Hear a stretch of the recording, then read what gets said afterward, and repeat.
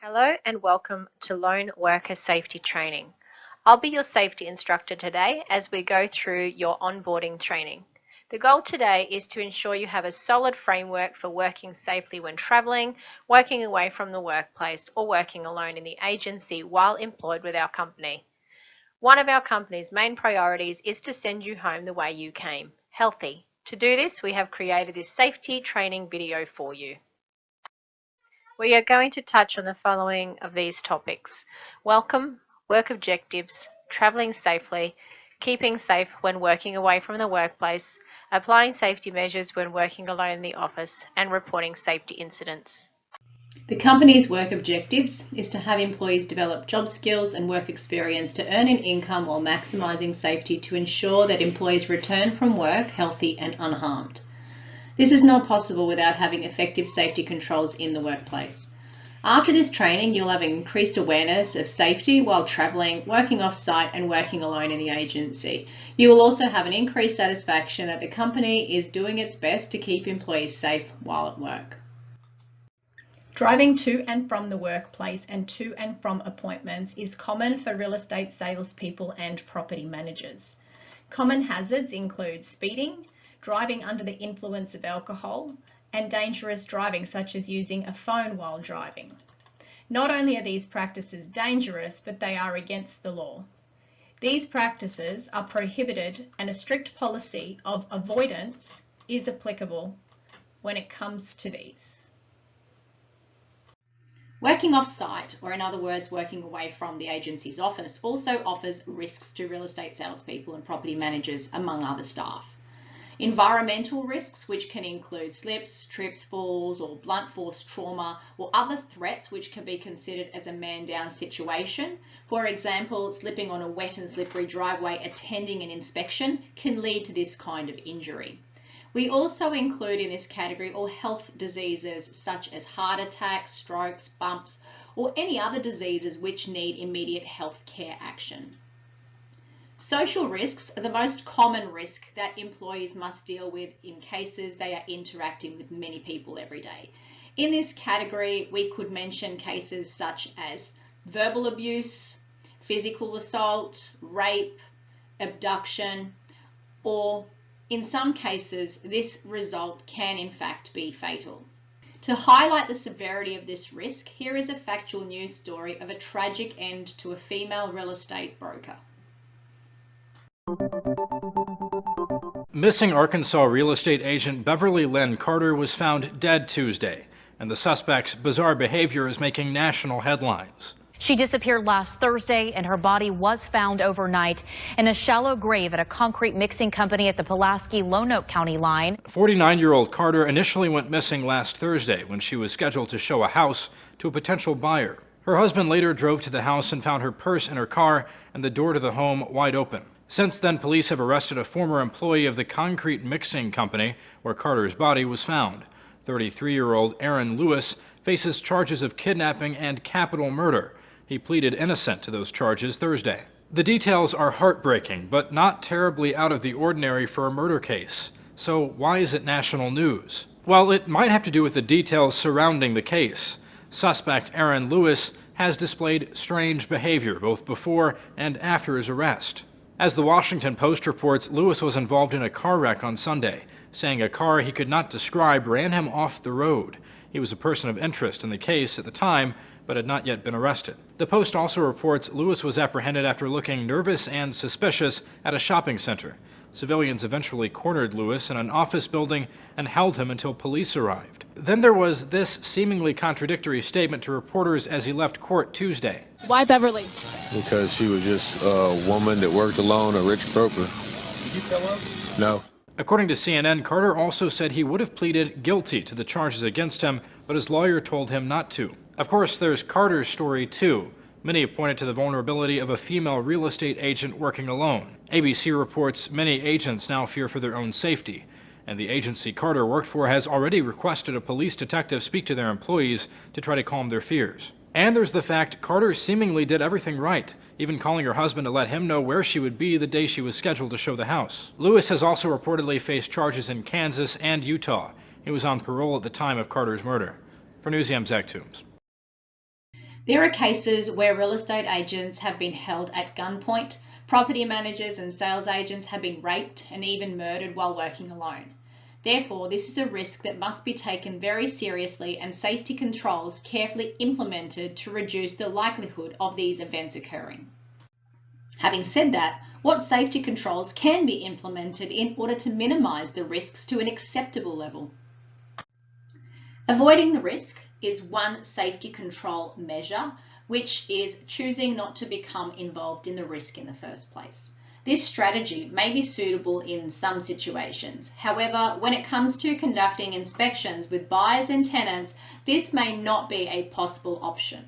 Although technological advances do allow for virtual inspections, buyers and tenants generally want to be able to physically inspect the property to determine whether it meets their needs, especially in the case of buyers where they will be spending hundreds of thousands of dollars.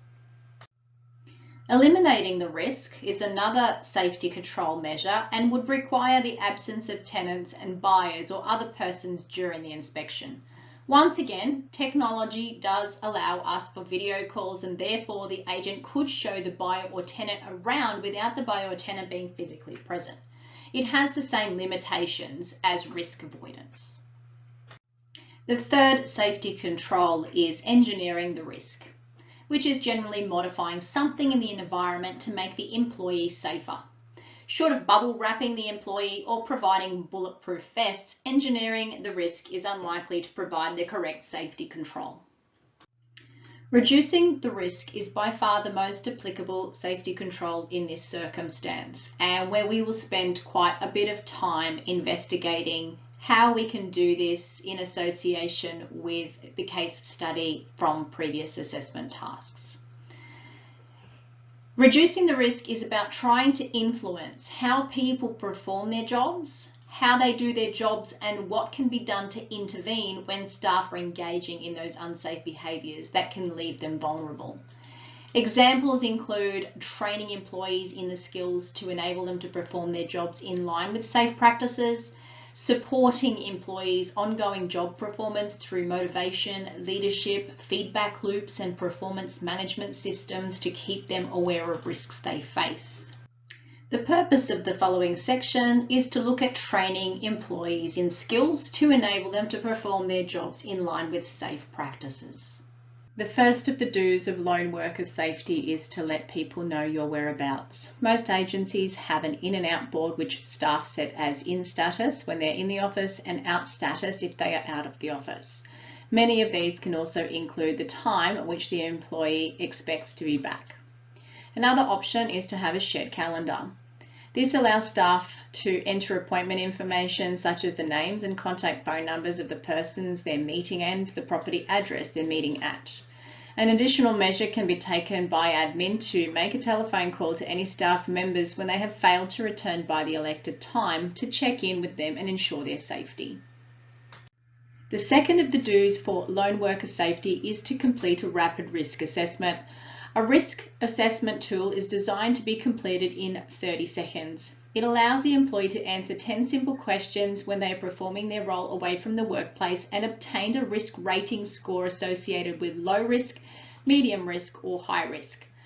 This will better inform the employee that if they are in a high risk situation, they will need to cancel the activity. As part of company policies, this type of tool should be utilised each time an employee is performing their role off-site. The third of the do's for lone worker safety is to follow lone work safety policies and procedures. The policies and procedures are located in the agency policy and procedure manual and handed to each staff member when they commence employment with the company. It is an expectation that each staff member has taken the time to read thoroughly through the manual and comply with the procedures to maximise their safety. The fourth of the do's for lone worker safety is to carry a personal safety alarm. These days, smartphones have the capability of acting as personal safety alarms. There are many applications that can be downloaded for free, and some devices even have inbuilt personal safety features. Therefore, there is no excuse for employees not taking advantage of these tools to maintain their own safety. The first of the don'ts when it comes to lone worker safety is don't be complacent and assume you're safe. Too many times salespeople and property managers take their safety for granted. It is not uncommon to apply the mentality of this would never happen to me, and as a result they fail to, for example, complete a rapid risk assessment.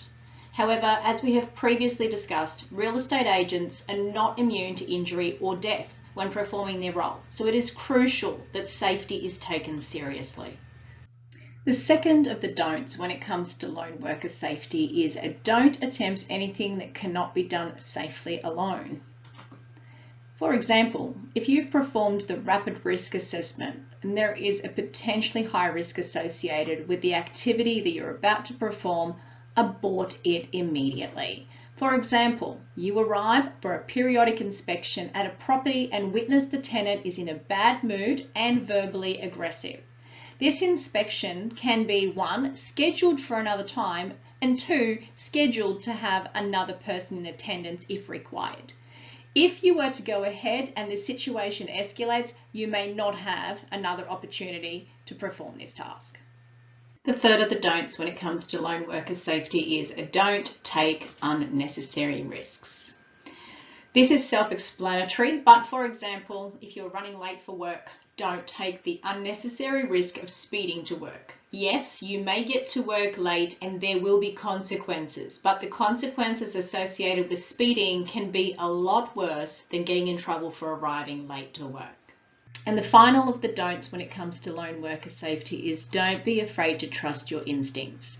You know that feeling in the pit of your stomach that makes you think twice about the decision you're making? Those are your instincts. Oftentimes you can feel exactly what your instincts are. There is clearly fear or mistrust in certain situations. Your instincts are there as a red flag warning or a green light giving you the go-ahead to make a decision you were contemplating because you're relying on past experience. For example, if you're about to perform a property inspection and something just does not feel right, don't do it. When it comes to working alone in the agency, environmental risks and social risks, as defined in the previous section, also apply. There will be times that real estate salespeople and or property managers will need to catch up on work or prepare for the following day's work after hours, and this could leave the employee in their office on their own. So what can you do to keep safe when working alone in the agency? Just as it is important to tell someone where you are going when working off-site, it is also important to tell someone when you are planning on staying back or attending the office out of hours. For example, making a phone call and advising the principal that you'll be in the office, and also letting them know when you're leaving the office to go home. It is also important to secure the entry and exit. Upon entering the office, ensure that you lock the door behind you to ensure that unexpected visitors cannot take you by surprise and enter the premises uninvited. And finally, once again, in case of any trouble, ensure you carry a safety alarm. So there you have it, the do's and don'ts of lone worker safety. But to make this process easier, lone worker safety applications have been created to assist with keeping lone workers safe. These applications are designed with all the do's and don'ts in mind. All the employees need to do is use it. Here is an example of a video of such an application.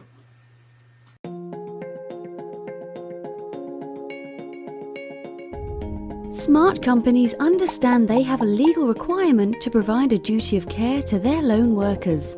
They know if they ignore these responsibilities, they risk hefty fines and possible prison sentences for directors and owners. That's why smart companies are turning to smartphones to help protect their lone workers 24/7. Crystal Ball's mobile LWP app utilizes smartphone technology to provide a cost-effective, easy-to-use lone worker protection solution. Its proactive approach to managing lone workers is smart too, using a timed welfare session to automatically raise an alarm when lone workers fail to check in. And for high-risk lone workers, Crystal Ball's mobile rescue solution is managed by a BS 5979 Cat 2 alarm receiving center, providing direct access to police control rooms and the emergency services. Crystal Ball LWP, a smarter way to protect your lone workers.